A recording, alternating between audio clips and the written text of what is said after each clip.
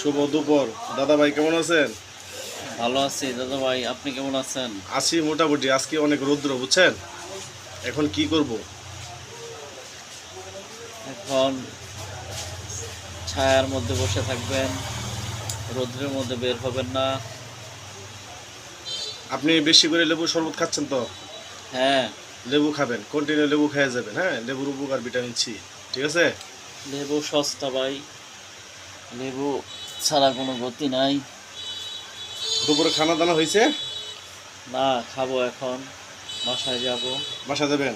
গরমে খাবার দাবারও ভালো লাগে না ভাই। ঠিক আছে কর্তা, ভালো থাকেন।